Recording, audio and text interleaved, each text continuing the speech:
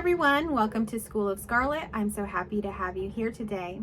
Before we get started on this very taboo topic, I just want to let you know that I have a little bit of construction going on next door and we may hear some of that noise coming through. But this topic is very important, very juicy, and I really want to share this with you today. So I'm going to kind of try to drown that out while I make this video. So if you can kind of do the same, and I'll try to do what I can do on my end when I edit the video to drown out that sound. So today we're going to be talking about my sex tape. So I'm going to be sharing with you how it is that I made a sex tape. I'm going to be revealing that to you. But first I want to start from the very beginning to kind of paint a picture for you about how things unfold in our reality. So this talk isn't just to reveal a sex tape to you, it's also to reveal the unfolding of life to you. Because you see, I'm not just the only person on a journey of life that's unfolding this way in any kind of way. We all have our own journeys. We all have our own unfoldings, our own lives, however that may be.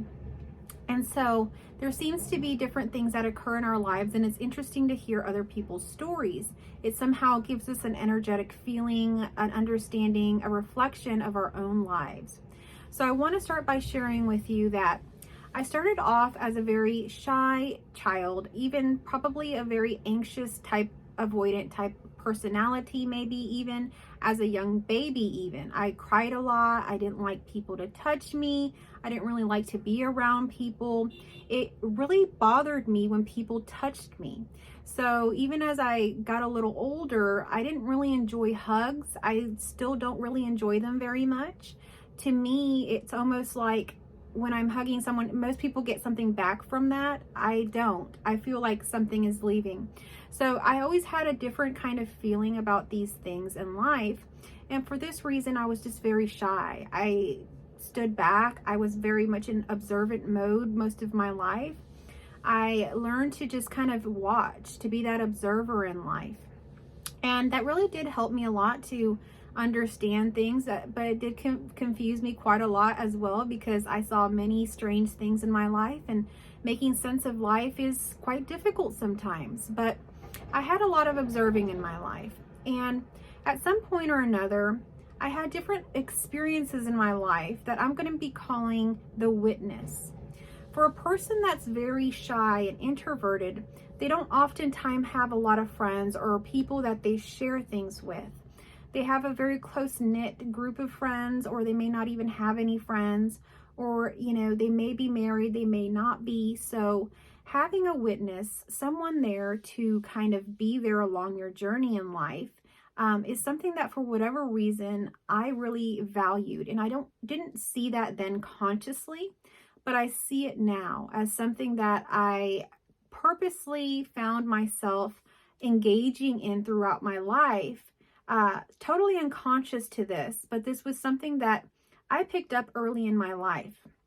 I think the first beginnings of this began when my father purchased the video camera for our family.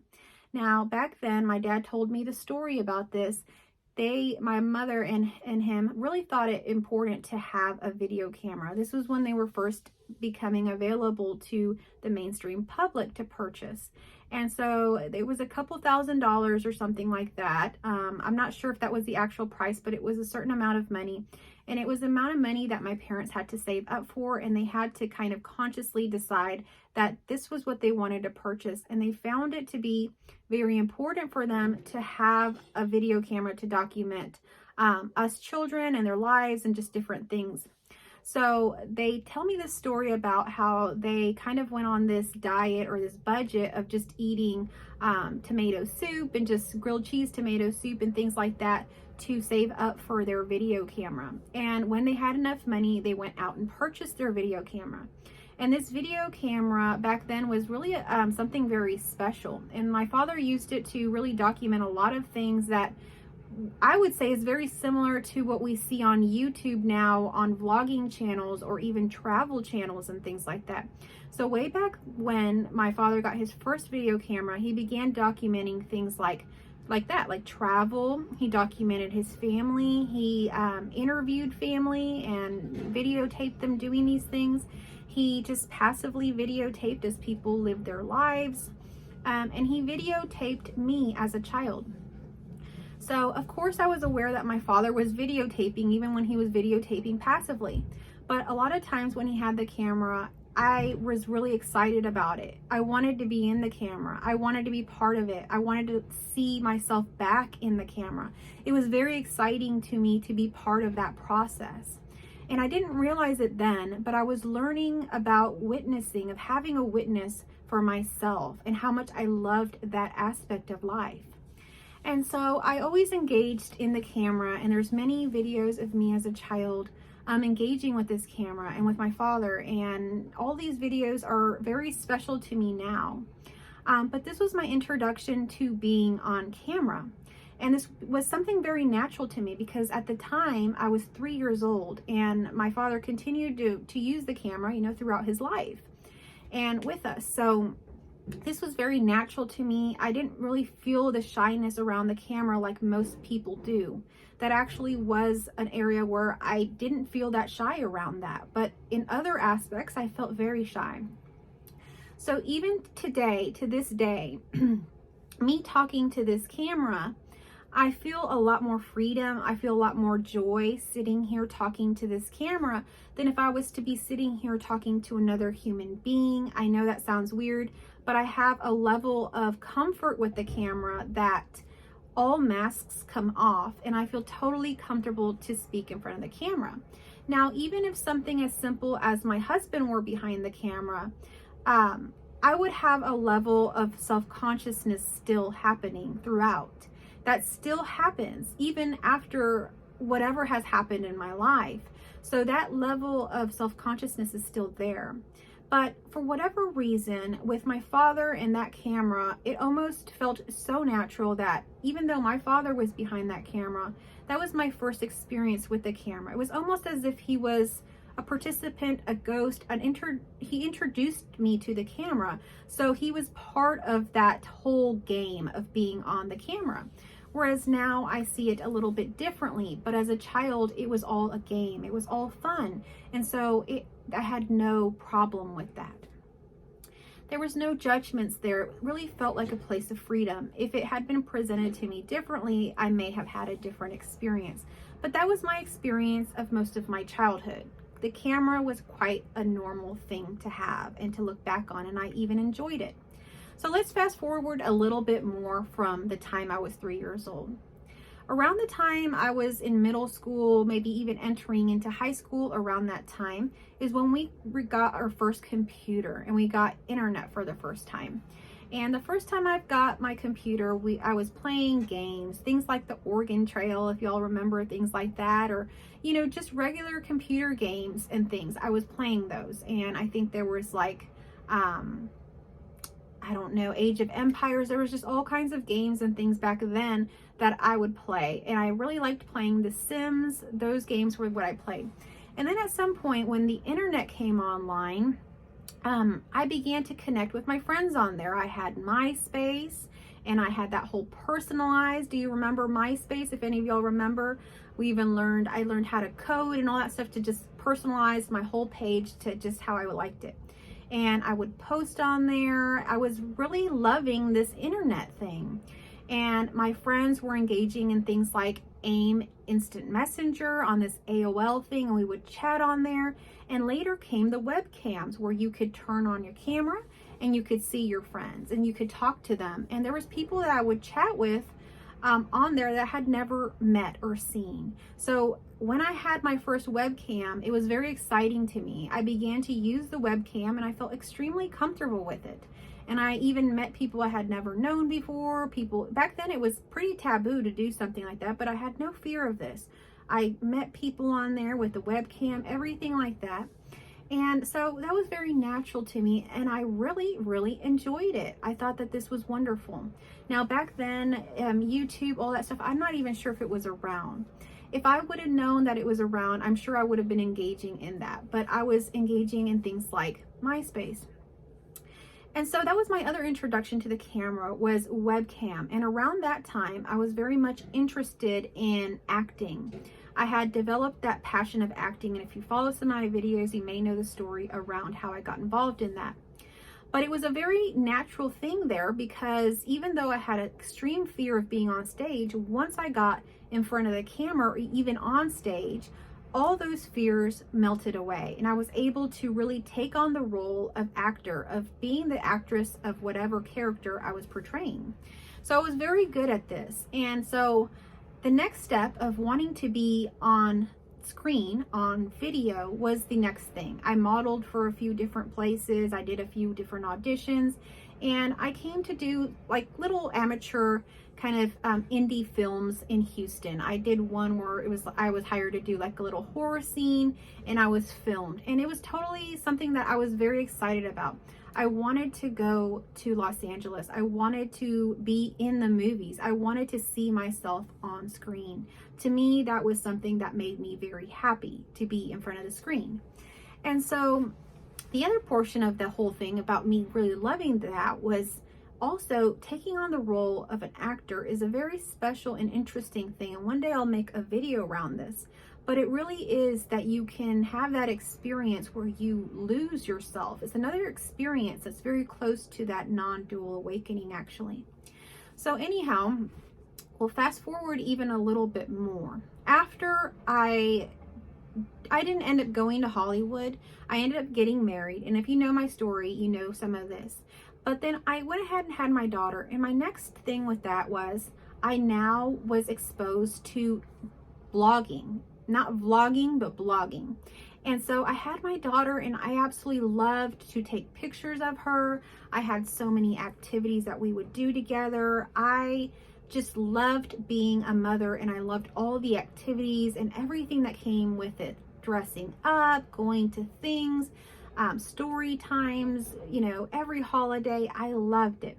And so I really enjoyed doing this, but there was a theme throughout my life, and that is the theme of witnessing, of wanting a witness in my experience. And so even though I was doing all of these things, honestly, I was doing them alone. My husband was at work. I did most of the things that I documented in my blog just simply with my daughter.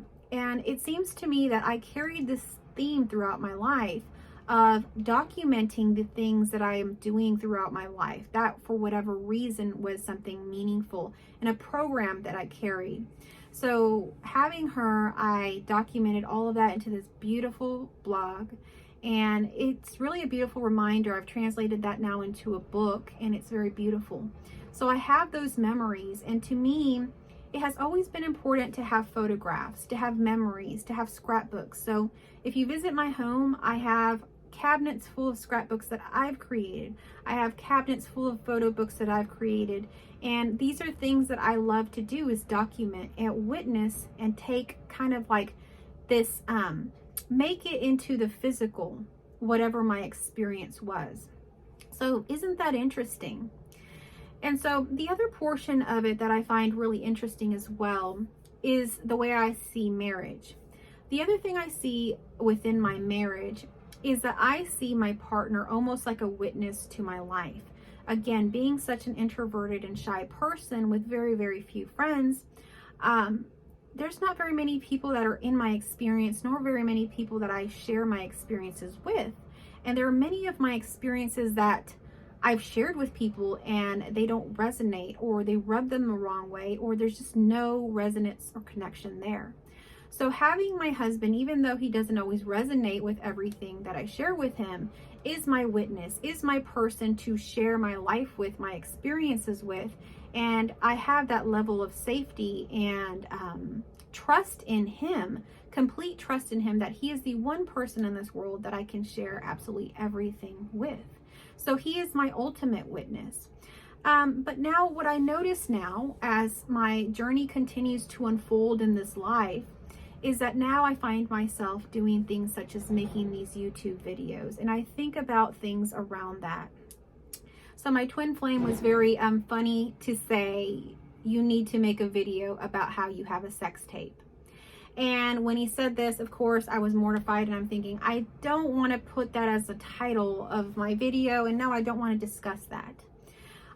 But there are things that need to be discussed. And so this is just the unfolding, and for whatever reason, for whoever needs to hear this message, for whatever reason that happens to be, it's being shared for you here. So when I met my twin flame, this is the oddest thing in the world. Okay, now sharing with you my whole experience around having always probably been videotaped since I was little, to documenting and witnessing in different ways throughout my life as part of my programming, to now being on YouTube. Okay. When I met my twin flame, of course we had that connection, but as soon as we started to kind of really be around each other, hang around each other, which was instant, but I'm sure it started probably the next day that we actually started doing this portion of it.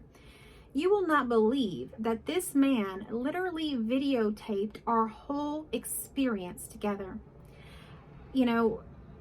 Who would have thought that there would be another individual in this world that would want to have a video camera out at all times and videotape the whole experience? And he had no clue that this was a twin flame. He had never identified our relationship as a twin flame. He never knew anything about spirituality, nothing like that. We were having the time of our lives. That's what was happening. But energetically, come to find out afterwards, this was what was happening. But for him, he was just having the time of his life. And for whatever reason, he had the programming of videotaping and witnessing as well.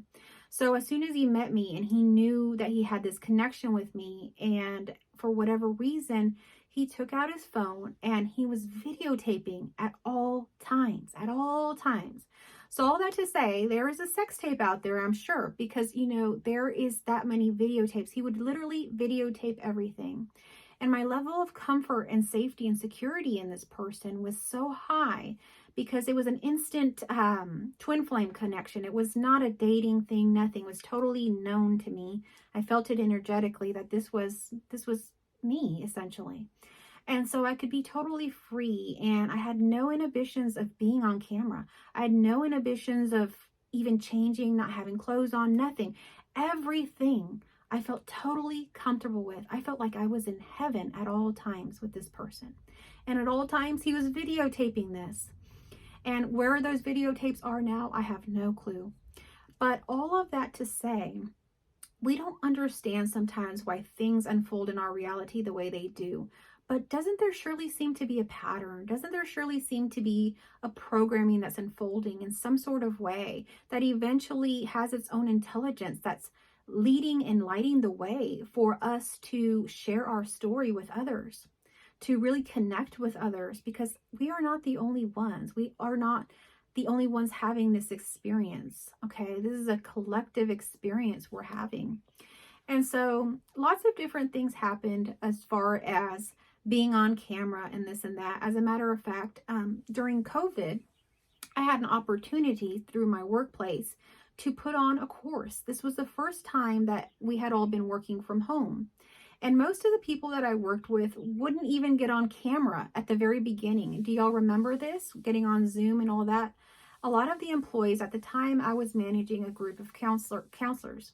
And the counselors that I was working with, I was managing them, they were shy to get on camera. Half of them did not agree to do their meetings with me, their supervision meetings with their cameras on. They would turn them off.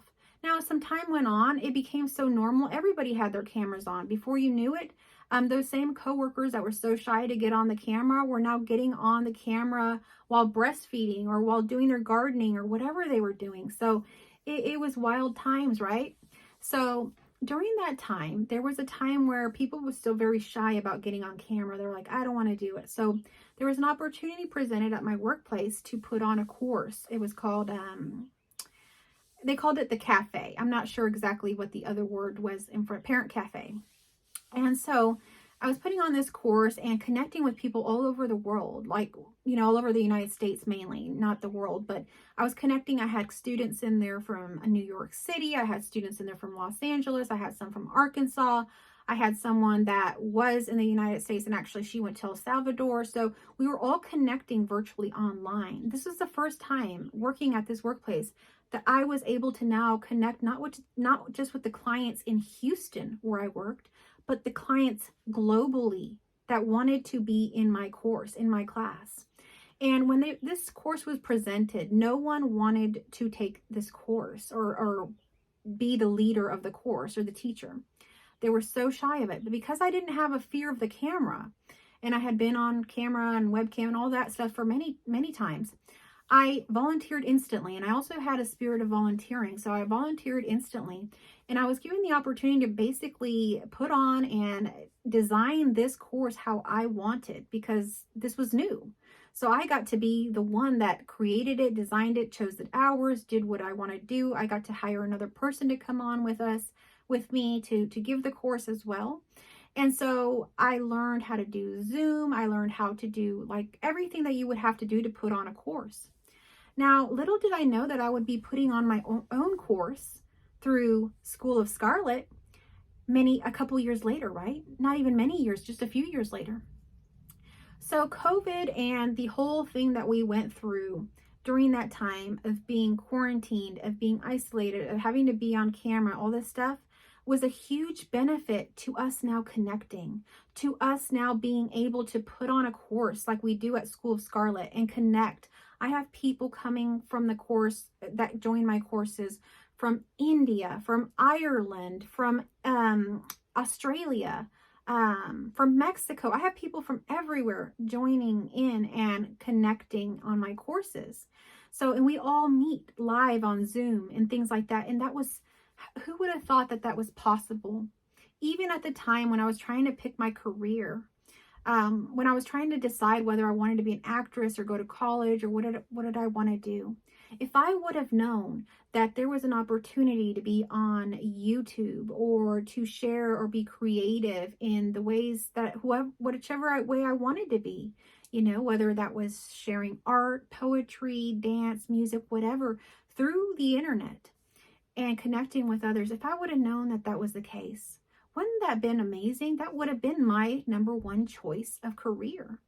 And that didn't exist then. So we cannot see the next step. A lot of times what we end up doing, or that next step, is something that hasn't even been created yet. That's why we have to create from the place we are at now. We are not going to be going into the past and creating from a mindset and mentality of the past or an energy of anxiousness of the future. We have to create right here in this moment, because this moment is literally creating that newness, that thing that doesn't even exist right now. And that newness, that thing that doesn't exist right now, could be that exact perfect thing that is in alignment with your being, that was basically created, unfolded specifically for you, and you didn't even know it. You have been creating this. Whether you've been doing it consciously or unconsciously, you've been doing this. And for the most part, most of you have created very beautiful lives, and most of it is in line with things that you love and want to do. So you're here really to shine your light, to share that, to share whatever it is that's your passion, to inspire others, to be there for others. Whatever you have shared, been through, whatever, share that with others, connect with others. We are one. We are just connecting and making more and more connections with each other as we unfold into more and more that we are. So I just wanted to share this message with you here today about how it was that I made a sex tape. And I don't know where, what, or anything about any of those recordings. But you know what? I have no shame in any of that. I do not. It is a little bit nerve-wracking for this message to be kind of thrown at me and, hey, make this the title and do this. But you know what? At the end of the day, this message may resonate with someone, may help someone to unfold their gift or to recognize or reflect on their unfolding. And however strange it unfolded or whatever has happened, it is something that you can really look at and see that your next step is unfolding. Whether or not you can see the finish line, it's unfolding perfectly. The intelligent design of your heart does not make mistakes. It is so perfect. It takes into account everything in the cosmos, everything. And that's something that your brain cannot do. So if you'd like to align with your own sacred heart and you'd like to regain that ability to really be in connection with everything, have that oneness, you can join me at my unconditional course. I do offer this on a continuous basis. For at this point, if you would email me directly at schoolofscarlet@gmail.com, and I can get you in the next course that's beginning. So if you like this video, if you found it helpful, please share it with others. Comment down below about your unfolding. What is going on with you? Let me know about anything that's on your mind that pops up when you're listening to this video. I really hope that you will join my course or join and partner with me in some way in unfolding your own journey here on this universe. Thank you so much for watching. I love you all.